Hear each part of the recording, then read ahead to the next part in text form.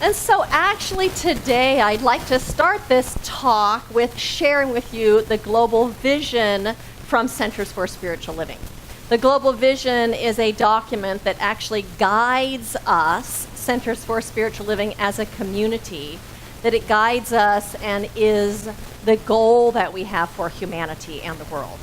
And so it goes like this. The global vision, we see a world that works for everyone, where all life is honored as expressions of the divine, where people live according to spiritual truth, where humanity awakens to its spiritual magnificence, where humanity rediscovers personal creative power, where we live as one global family, where kinship with all life prospers, where unity and connection is emphasized, where forgiveness is the norm, where spiritual guidance is valued, where we are called to conscious social action, where people have enough food and homes and a sense of belonging, where there is peace and harmony and justice for all,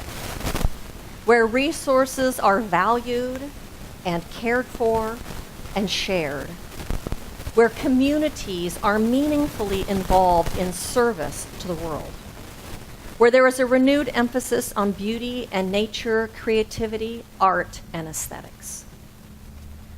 So that is our goal for humanity and our goal for this world as a spiritual organization of Centers for Spiritual Living. And individually and collectively, we hold that vision in prayer, and we work towards that vision in our thinking and in our behaviors and in our actions and in our own lives. That vision, to me, feels incredibly sacred, and it feels incredibly important. Does it feel that way to you? Does it feel sacred and important? You know, I think the reason that it feels sacred and important to us is because that vision has come out of a deep spiritual listening.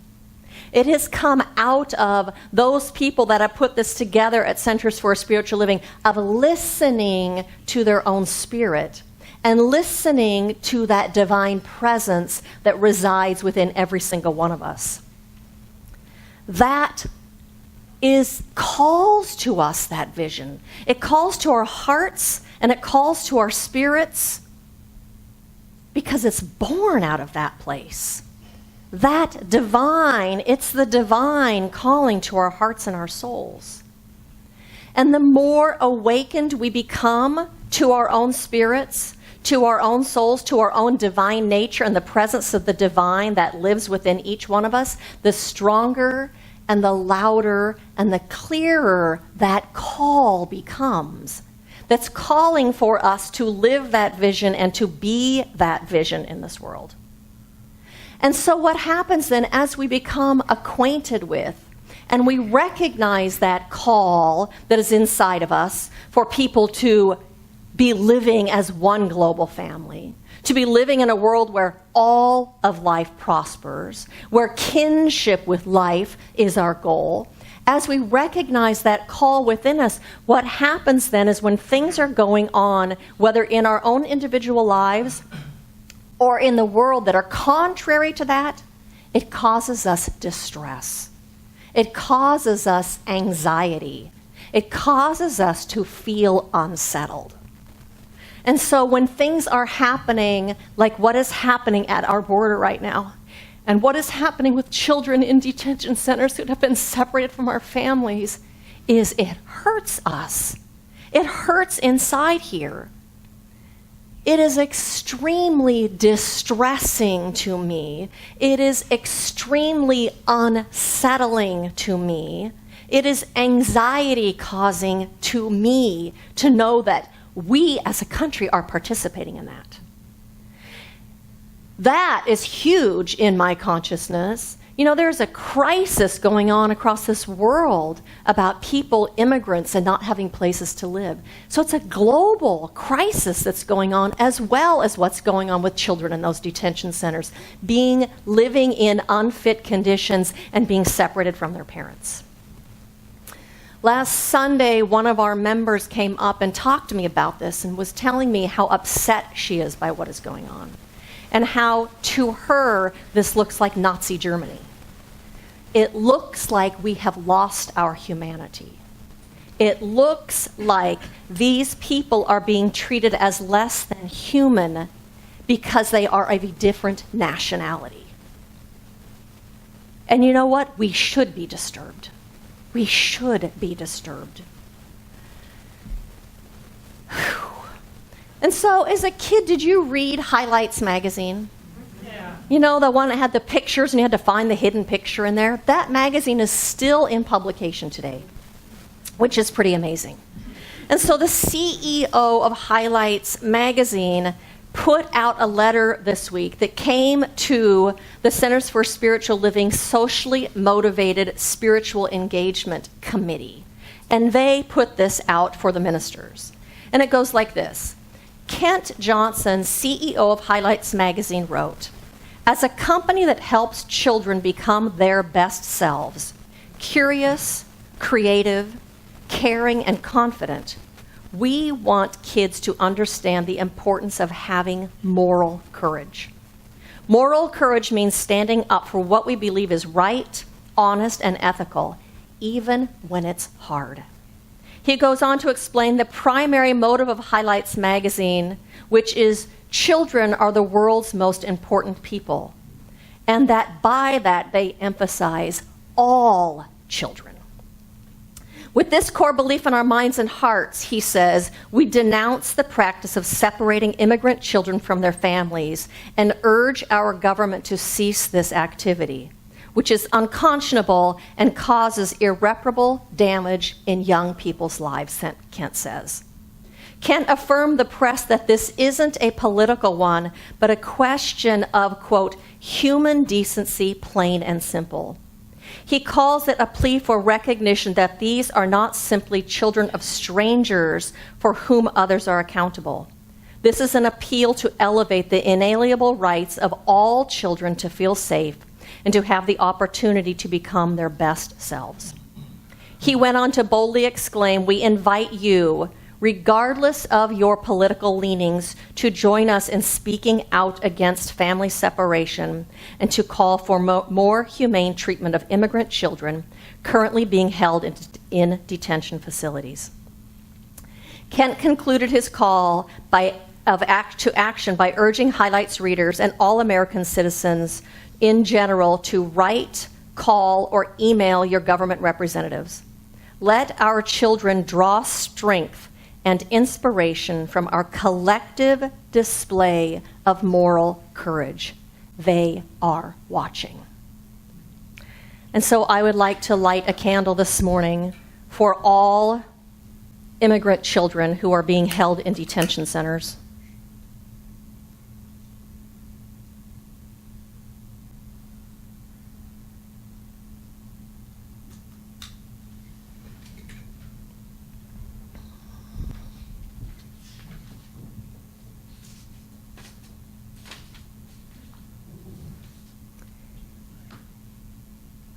We are disturbed when people are being treated humanely because it goes against our spirits.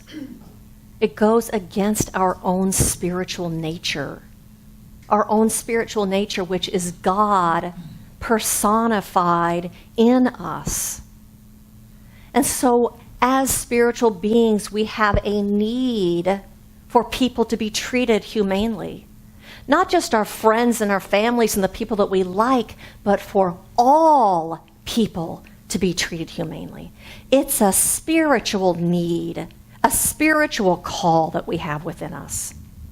And because we are all connected with and part of this one human family, we need everyone to be treated with dignity and with compassion.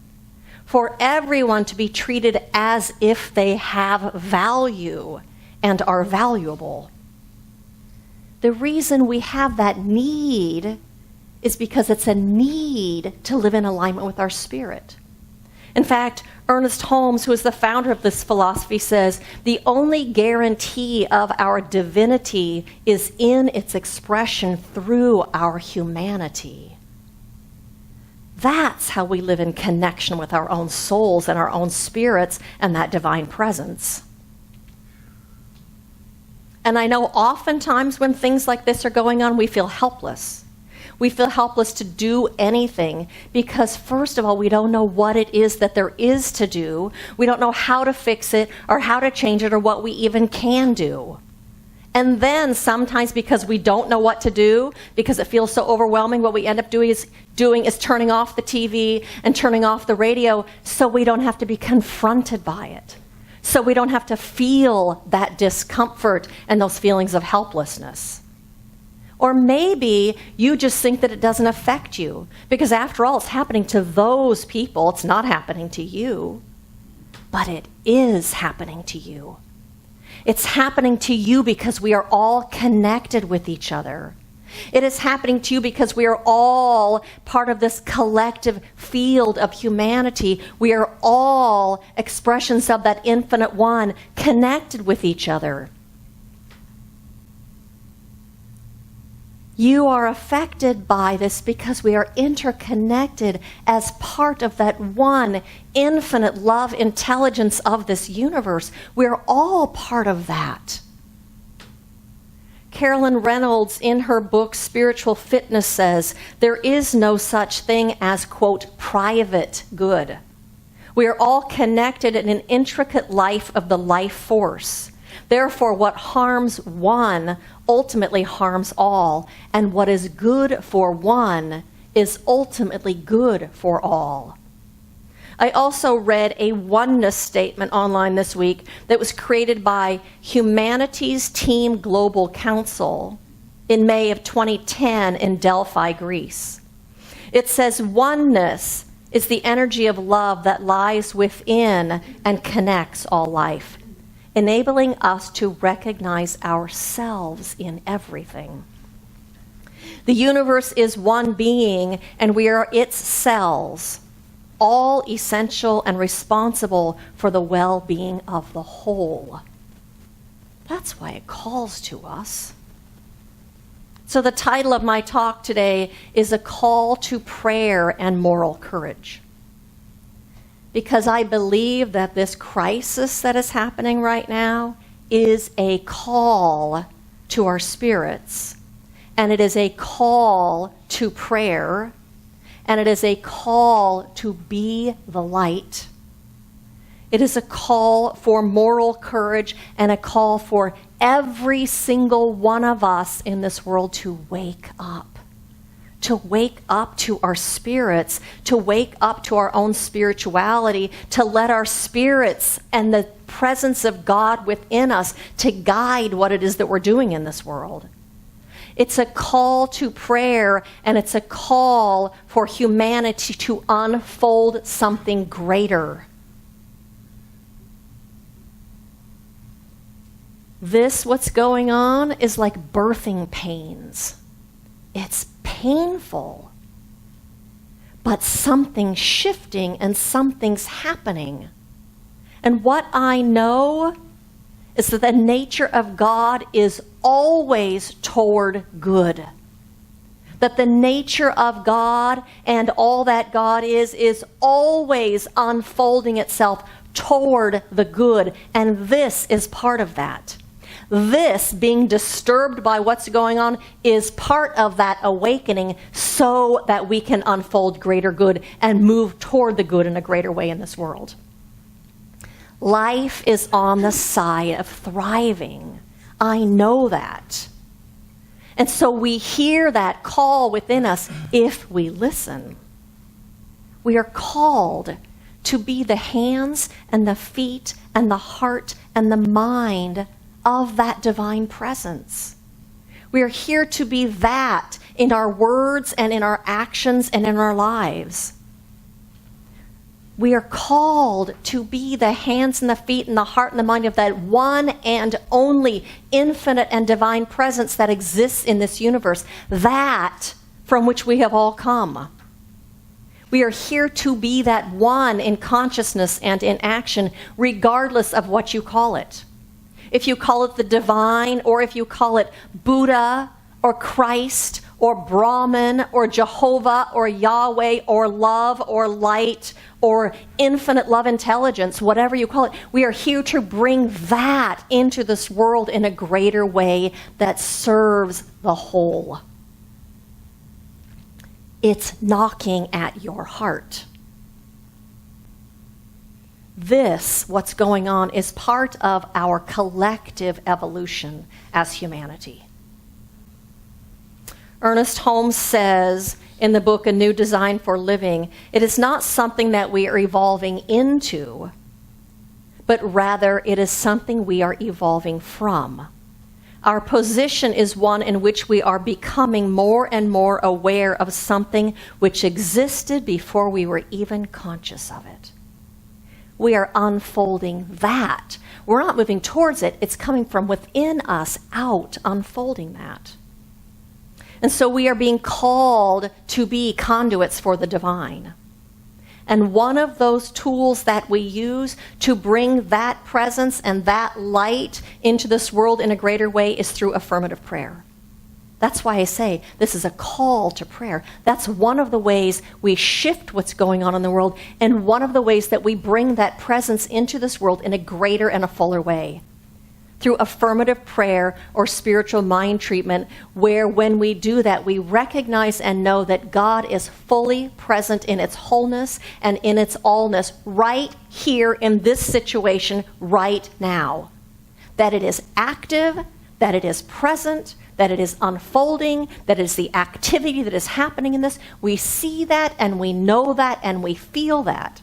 And as we see that and know that and feel that, we create an opening for it to come into this world.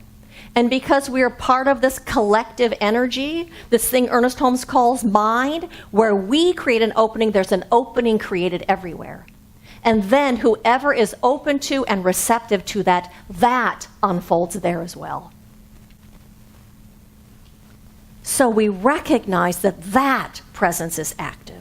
That presence is active in this situation and in every single politician and in every single decision maker, in every single ICE agent, in every single person that is working at those detention centers, every single person that is affected by what is happening at those detention centers, and everyone that affects what is going on. We recognize God in the midst of that. Ernest Holmes says a treatment, affirmative prayer, is an active thing. When one gives a treatment, they are not sitting around hoping that something may happen. They are definitely, constructively, actively stating, sensing, and knowing some specific good. We are knowing that it is happening now. Treatment is an avenue for that good to unfold. And so what I'm going to do right now is invite our practitioners to circle this room, and Reverend Larry. They're going to stand on the sides, and I'm going to invite you to join us in a chamber of prayer where we are praying for the absolute perfect and divine resolution to what is going on at the detention centers right now in this country. And so I invite you to join me. And so I recognize that there is only one power and one presence and one life and one beingness, and it is that thing I call God. It is life, it is love, it is the one. And I invite you practitioners to join me in speaking this truth. And so recognizing that there is only this one, I know that it is in and through and around every single thing that happens. That divine love intelligence of this universe is ever present in every person, in every situation, in everything that is happening in this universe. For we are all incarnations of this one. We cannot be separate from it or apart from it, for it is the very essence of our spirits. It is the essence of our souls. It is the essence of who we are, and it is this life that each and every single one of us is living. And so I know right now that that divine intelligence is having its way, that that divine love is having its way, and that it is moving hearts and that it is moving minds. That that intelligence right now is revealing itself in every single policymaker and decision maker and person that works at the detention centers, every person that is affected in any way by those detention centers, that right now something is moving. Something is revealing itself in a way that is profound and deep, in a way that is important and impactful, that there is a divine resolution happening right now. That I do not need to know how it is happening, just I know that it is happening. That there is an opening, there's a receptivity, and that each one of these people is being led by that divine love intelligence of the universe. And it is for this that I am grateful. It is for this that I am so thankful. And so I release my prayer into that infinite law and creative womb of the universe, knowing that it is unfolding itself right now. And so I just rest in this, and I allow this to be. And I say, and so it is.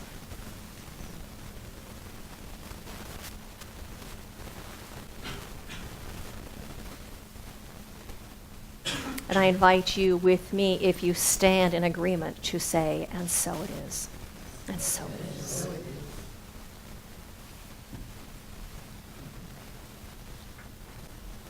And so your call to action is to spend time every single day in solution. To put your consciousness in solution. To spend time in prayer, to do spiritual mind treatment, knowing that that love intelligence of the universe, that is God, is unfolding itself in the midst of this. In the middle of every single one of the people that work at those detention centers and every person that is making any kind of a decision around that. To know that God is out picturing itself through that situation, through them, and through every single person that is involved, and every single person in this country, and every single person in this world. You don't have to know how it's going to happen. You just have to know that it is happening now. That's the spiritual work to do. And so I invite you to light a candle every single day for those children, to say a prayer every single day for those children and those families, to know the truth and to affirm the truth, and to write or email or call your representatives or your president or organizations. I invite you to support organizations that are working on changing this. And I printed out a list. There are 2 on the back table and 3 on the table that has sign-up sheets of organizations that are making a difference that you can support and things that you can do to help move this forward. I invite you to be morally courageous. I invite you to let spirit be your guide, to let your own spirit be your guide. To take a stand for spirit, to take a stand for love, to take a stand for oneness. And as a result, we will be moving toward that love and that oneness, living in alignment with spirit. We will be making that real, and we will be creating a world that works for everyone. And so in closing, on your white sheet, I have written an affirmative prayer that's on the back side where it says notes. And I invite you to read that with me. I stand in deep understanding that there is one power, one intelligence, and one infinite presence in and through all creation. It guides, guards, and directs the thoughts and actions of all who are involved in the care of the children at our border. Right now, there is a humane resolution taking place of how to respond and take care of these children. Love wells up in all involved, including our political leaders and all workers at detention centers. There is a new wisdom, intelligence, and love informing us in how we move forward. Nothing can stand in the way of the infinite intelligence and love of the universe. I stand in this truth, and I stand for this truth. And so it is. And so it is.